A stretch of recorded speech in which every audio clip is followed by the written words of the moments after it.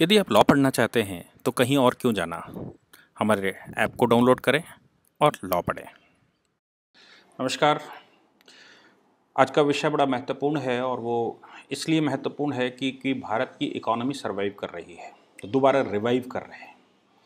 इस कोरोना संकट में भारत को एक अवसर मिला है और इस अवसर को माननीय प्रधानमंत्री जी ने भी कहा है कि अवसर की तरह है। और भारत हर बार जब भी इस तरह की कोई समस्याएं आई हैं तो एक भारत ऐसा स्टेट रहा, भारत एक कंट्री रहा है जो सदैव उभर कर आया है। हाँ, इस पूरे इस देश में चूंकि 130 करोड़ लोगों के ऊपर संकट है और इकोनॉमी की दशा हम सब जानते हैं कि पिछले 250 वर्ष से हमारे देश की क्या चल रही है।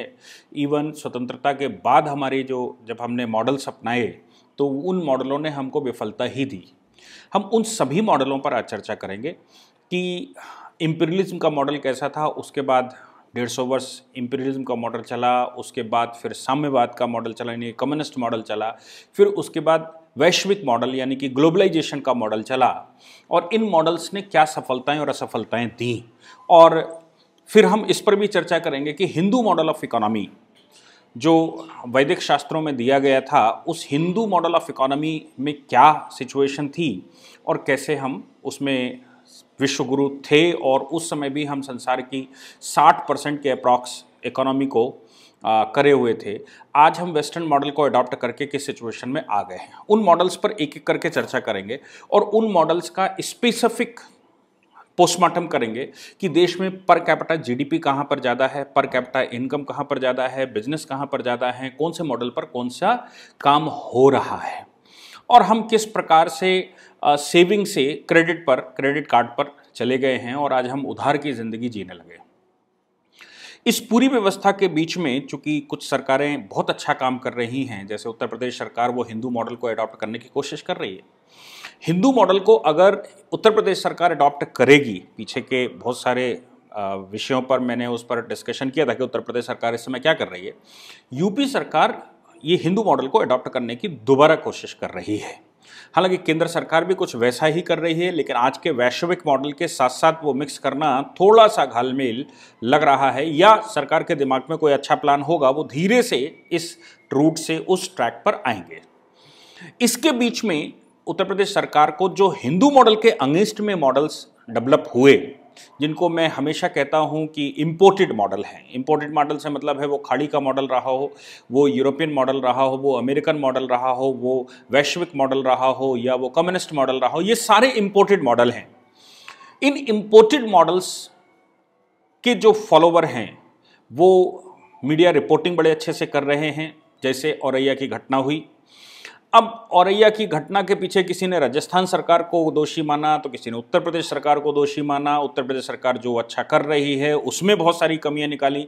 अभी मैं थोड़ी देर पहले ही उत्तर प्रदेश के उप मुख्यमंत्री का एक इंटरव्यू सुन रहा था, कोई एक न्यूज़ चैनल, मैं नया चैनल का नाम नहीं लूँगा, न्यूज़ चैनल उस पर डिस्कशन कर रहा था और उनको एक्यूज्ड बना रहा था। वो बार बार कहते जा रहे थे कि मैं इस पर इन्वेस्टिगेशन करवाऊंगा, इस पर दोषियों को सजा दूंगा, ऐसा नहीं होना चाहिए। लेकिन एंकर उनकी जबान में उंगली डालकर बार बार उसको कुरेद रही थी। बाद में उनको कहना पड़ा कि एक ही बात को आप 5 बार पूछ चुके हैं, मैं उसका सलूशन बता चुका हूं।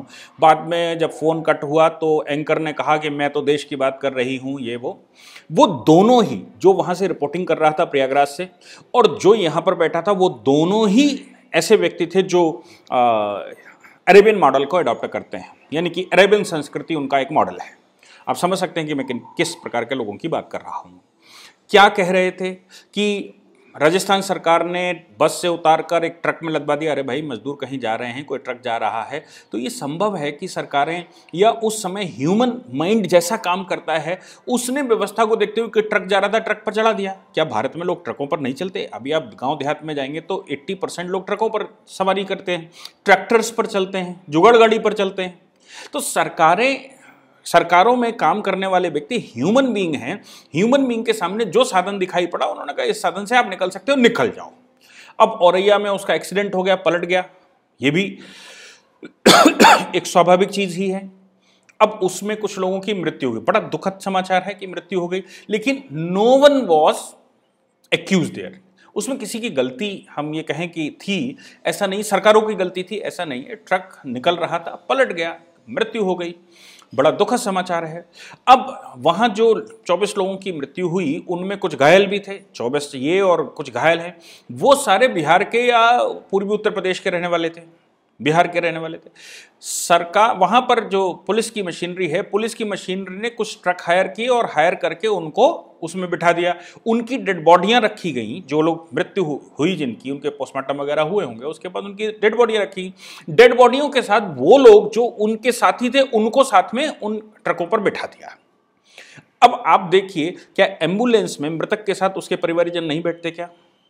मृतक के साथ या डेड बॉडी के साथ घर के लोग उसको अंतिम संस्कार करने तक नहीं जाते क्या? बाहर से कोई बॉडी लेकर आते हैं तो जिस ट्रक पर बॉडी लाते हैं उस पर परिवार के लोग नहीं बैठते क्या? ऐसा ट्रक निकलते हुए प्रयागराज से गुजरा तो प्रयागराज में एक इस्लामिक मॉडल यानी कि अरेबिक मॉडल को अडॉप्ट करने वाला व्यक्ति वहां वो लेकर पहुंच गया। अब उसने जो न्यूज बनाई, उस न्यूज में उसने कहा कि देखिए इसमें डेड बॉडी रखी हुई है, उसमें परिवारीजन बैठे हुए हैं। अरे भाई, डेड बॉडी के साथ परिवार ही नहीं बैठेगा तो कौन बैठेगा? और उस बात को लेकर ये असंवेदनशीलता है, ये संवेदनशीलता नहीं है, ये सरकार की फॉल्ट है, सरकार ने गलत कर दिया, सरकार ने आत्महत्या कर लेनी, दुनिया की बातें। अरे भैया, हमारे देश में ऐसा ही होता है, भारत को पहचानो, भारत में ऐसा ही होता है। सरकारें उस समय, अब उन्होंने कहा कि साहब, फिर बाद में जब प्रशासन को कहा गया तो प्रशासन ने दूसरे वाहनों का इंतजाम किया, तब तक आधे घंटे गाड़ी खड़ी रही। अरे भैया, एकदम यहाँ आप जो ओला करते हैं ना या उबेर करते हैं, ओला और उबेर को आने में 15 मिनट लगते हैं, आप कह रहे हैं कि सरकार ने वहाँ प्रशासन ने आधा घंटा गाड़ी अरेंज करने पर लगा दी, आधा घंटा तक आप खड़े रहे वहाँ पर। अरे ये ह्यूमन बॉडी है, इस समय संकट का समय है, सबके सामने समस्या है, लेकिन आधे घंटे में भी अगर उन्होंने कुछ गाड़ियां अरेंज करवा दी तो इसके लिए उनकी तारीफ होनी चाहिए। औरैया में घटना हुई, उस घटना से के बाद लोगों के तुरंत पोस्टमार्टम किए गए, उनकी बॉडियां अरेंज की गई, गाड़ियां अरेंज की गई और उनको बिहार भेजने की व्यवस्था की गई विद इन 1 डे। ये अप्रिशिएबल वर्क नहीं है क्या? इस अप्रिशिएशन के बजाय वो अरेबिक मॉडल को यहां पर थोप रहे थे। हालांकि अरेबिक मॉडल का तरीका क्या है?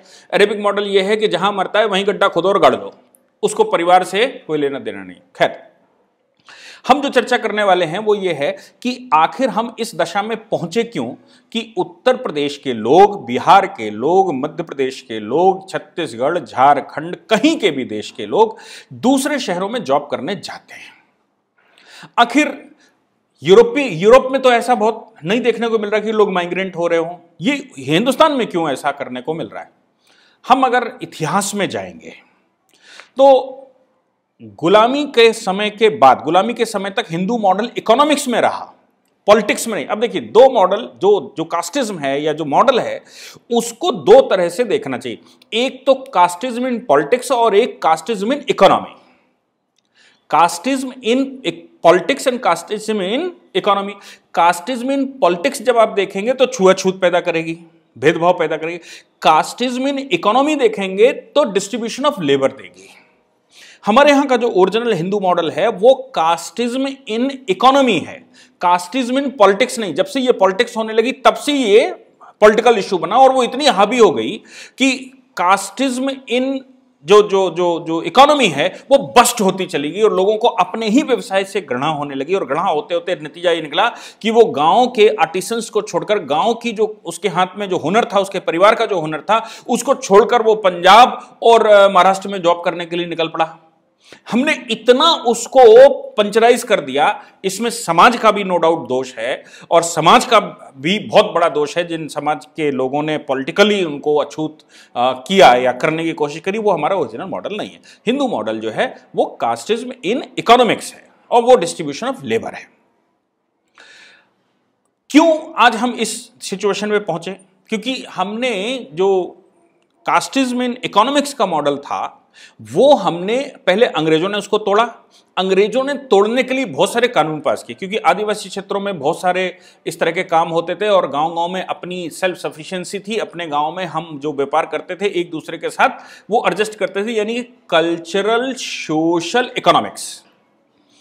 कल्चरल सोशल इकोनॉमिक्स का मतलब होता है हमारे कल्चर में रिलेशन बेस्ड इकोनॉमी थी। रिलेशन बेस्ड इकोनॉमी से मतलब है कि हमारे पास वो 7 जातियां 10 जातियां थी, ऐसे 350 प्रकार के भारत में क्लस्टर और 2800 प्रकार के और उससे ज्यादा प्रकार के काम।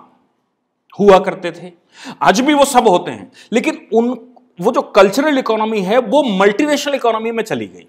अब हम क्या करने लगे हैं, हम गांव के बढ़ई से चारपाई बनवाने की बजाय मल्टीनेशनल कंपनी का जो बेड बनता है, डॉक्टर, वो बुरादे का खरीदने लगे, और बुरादे का खरीदने का नतीजा ये निकला कि वो 2-3 साल में टूट जाता है और हमको दूसरा लेना पड़ता है। गांव में अगर हम अपने बढ़ई से अपना बेड बनवा रहे थे तो वो 20 साल चलता था, और वो पैसे भी कम होते थे, उसका व्यापार भी चलता था, वो वहां रहता था। हमने क्या किया कि वहां से निकलकर हम मल्टीनेशनल इकोनॉमी पर चले गए, वैश्विक इकोनॉमी जिसको कहते हैं। और ये उस समय अंग्रेजों ने कोशिश की कि भाई यहां से रॉ मटेरियल खरीदा जाए, उसको तैयार किया जाए, तैयार करके भारत को एक मार्केट की तरह देखा जाए, और मार्केट की तरह देखकर उसको उपभोग किया जाए, और ऐसे वेल्थ ट्रांसफर की जाए।